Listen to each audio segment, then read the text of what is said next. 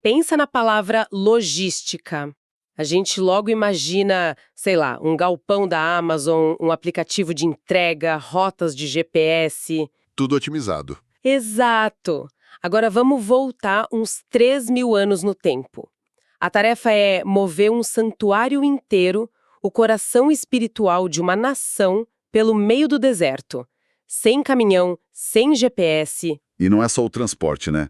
Não é como colocar uma caixa com frágil escrito do lado. Cada objeto ali era visto como infinitamente sagrado. O simples ato de tocar na coisa errada, do jeito errado... Podia ser fatal. Exatamente. Então a logística aqui é também um ritual. É um manual de operações sagradas.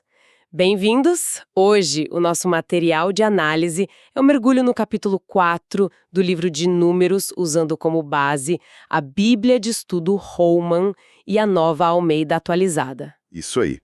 E a nossa missão é tentar entender como essa sociedade nômade atingiu um nível de precisão quase militar para uma tarefa religiosa.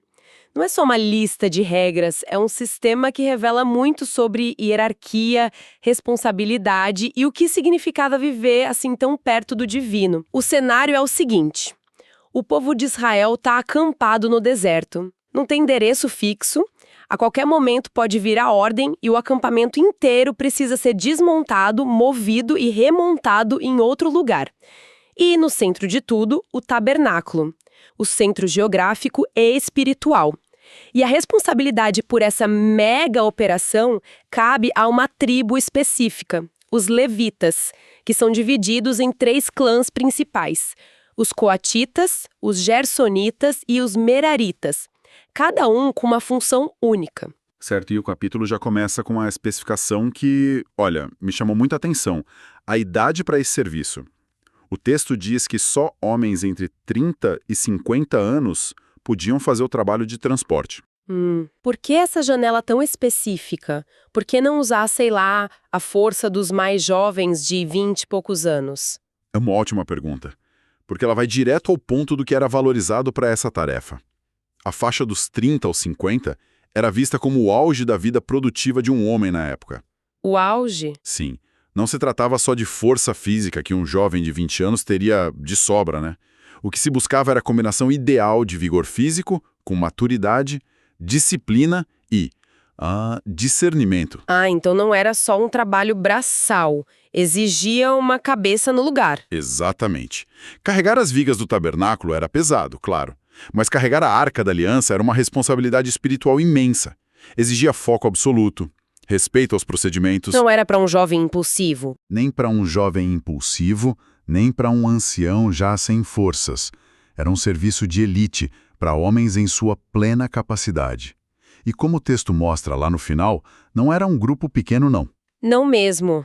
A contagem final revela uma força de trabalho de 8.580 homens. Imagina. Isso é a população de uma cidade pequena hoje em dia.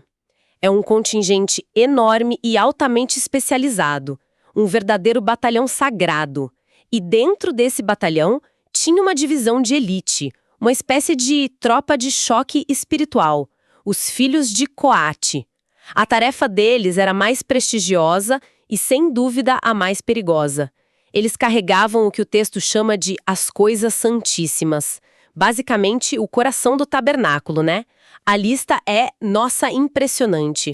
A arca do concerto, a mesa dos pães, o candelabro, o altar de incenso e todos os utensílios do altar de sacrifícios. Quer dizer, todos os objetos centrais do culto. E o procedimento para mover esses itens era de uma complexidade fascinante. Como assim? Os coatitas, que eram os carregadores, eles não podiam nem sequer olhar para os objetos antes de estarem, digamos, devidamente embalados. Peraí, então como eles eram preparados para o transporte? Alguém tinha que entrar lá e fazer o serviço? Aí entra a hierarquia.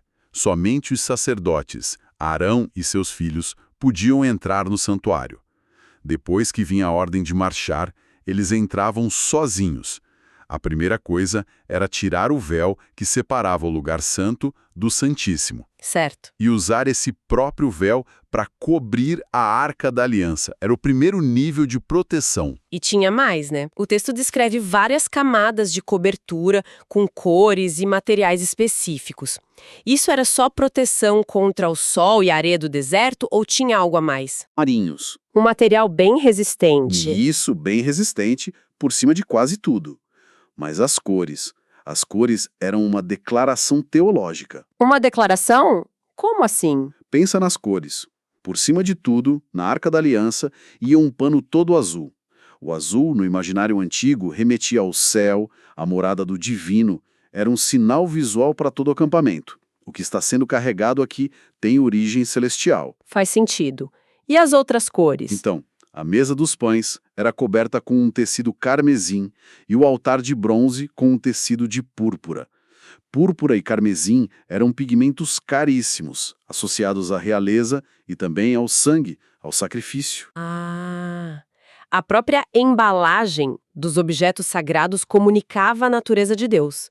Celestial, real e sacrificial. Uau, isso muda tudo. Não é um simples manual de instruções. É uma liturgia em movimento. Mas isso nos leva à regra mais chocante de todas. A pena de morte. Exato. Depois que os sacerdotes cobriam tudo, os coatitas entravam, pegavam as varas e carregavam os objetos nos ombros. Mas a ordem era explícita.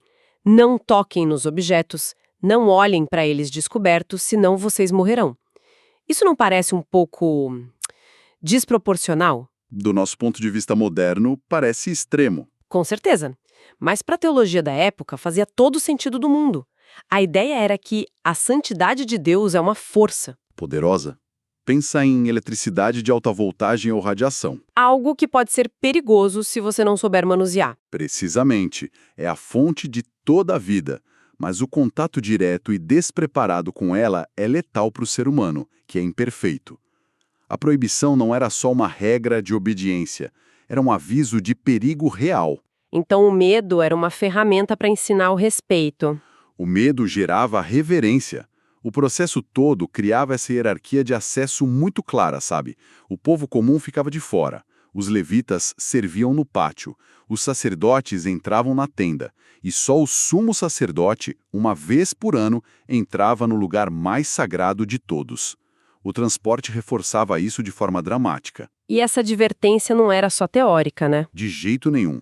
A história de Israel tem exemplos trágicos de pessoas que esqueceram essa regra, como Uzá, séculos depois, que tocou na arca para tentar segurá-la e morreu na hora. Entendi. Essa atenção toda era para os objetos internos, a carga preciosa. Mas e a estrutura em si? A tenda, as paredes, as colunas. Quem desmontava e carregava o prédio? Aí entram os outros dois clãs. Se os coatitas eram a equipe de transporte de artefatos delicados e perigosos, os gersonitas e os meraritas eram as equipes de engenharia e montagem. Os gersonitas, pelo que o texto descreve, ficavam com as partes moles, por assim dizer. Isso, as partes moles. As cortinas do tabernáculo, as várias camadas de cobertura da tenda, as tapeçarias do pátio e, fundamentalmente, todas as cordas e estacas. Devia ser um volume gigantesco de tecido e cordame. Volume imenso. E embora não carregassem os objetos santíssimos, o trabalho deles era vital. Sem as cortinas, sem as coberturas, não existiria um espaço sagrado delimitado. A ordem das operações também era crucial. Como assim, a ordem? Eles só podiam começar a desmontar as cortinas depois que os sacerdotes já tivessem removido e coberto todos os móveis. A logística era toda interdependente. Entendi. E por último, os meraritas. Se os gersonitas cuidavam dos tecidos, os meraritas eram a equipe de engenharia estrutural. A lista de tarefas deles parece a mais pesada de todas. Sem dúvida. Era o trabalho fisicamente mais exigente. A responsabilidade deles era estrutura rígida, as armações de madeira de acácia folheadas a ouro que formavam as paredes. Pesadíssimas, imagino. Muito. E as colunas que sustentavam o véu, as bases de prata e bronze que davam sustentação a tudo. Era o esqueleto do tabernáculo. E tem um detalhe sobre a tarefa dos meraritas que eu achei fascinante. O texto especifica que os itens sobre a responsabilidade deles deveriam ser designados nome por nome.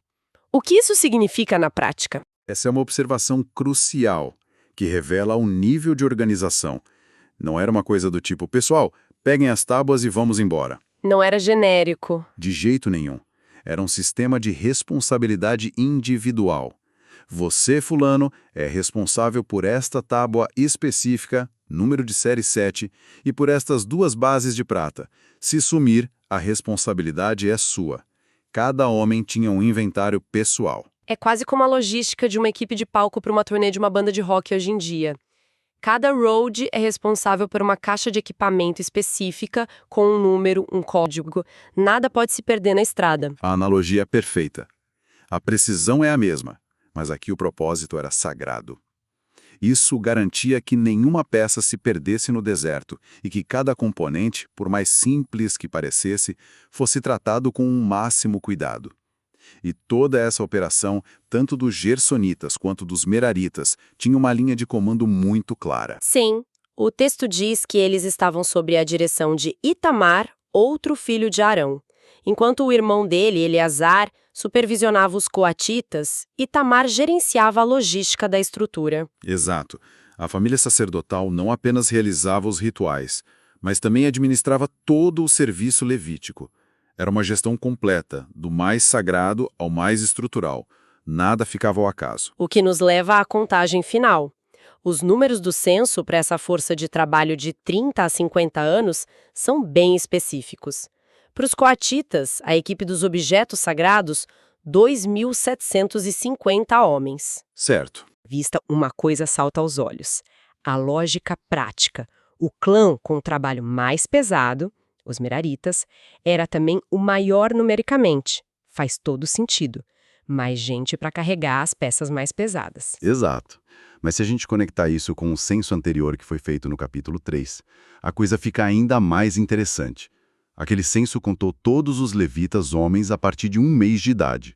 O total era de cerca de 22 mil. Ok. Agora, para este serviço específico, a gente tem 8.580 homens. Ou seja, menos de 40% do total de levitas se qualificava para essa função de elite, seja pela idade ou por outras razões. Isso reforça a ideia de que não era um trabalho para qualquer um. De forma alguma. Era uma força-tarefa altamente selecionada, dentro de uma tribo que já era separada para o serviço de Deus. Então, recapitulando o que a gente viu hoje, temos em Números 4 um sistema com precisão militar para uma tarefa religiosa. Uma divisão de trabalho super clara, onde cada um sabia exatamente sua função. Uma hierarquia rígida, baseada no nível de santidade. E consequências de vida ou morte para garantir que o protocolo fosse seguido à risca. É um sistema complexo, ritualizado, feito para manter a ordem e o respeito no meio do caos de uma comunidade no deserto. E isso toca numa necessidade humana muito profunda, sabe? Esse planejamento obsessivo com detalhes, com o processo e a ordem, reflete o nosso desejo de criar significado e estrutura em volta daquilo que consideramos mais importante. A gente ritualiza o que valoriza. Exatamente. Seja num ritual antigo para transportar um santuário, seja na cerimônia de troca da guarda de um palácio ou até na forma como a gente organiza uma missão espacial. A estrutura, a divisão de tarefas, a responsabilidade compartilhada, tudo isso serve para dizer: o que estamos fazendo aqui importa imensamente. Isso nos deixa com uma pergunta para refletir. O texto nos dá o quê, o quem e o como, mas nos deixa imaginar o como se sentia. Como era ser um merarita cuja identidade por 20 anos estava ligada à responsabilidade por uma viga específica do santuário? Ou um coatita, marchando a poucos metros de um objeto que continha tanto poder que um simples olhar no momento errado poderia ser fatal. Como essa proximidade constante com o sagrado, e também com o perigoso, moldava a identidade, a fé e a visão de mundo dessas pessoas, no sol e na poeira do dia a dia no deserto.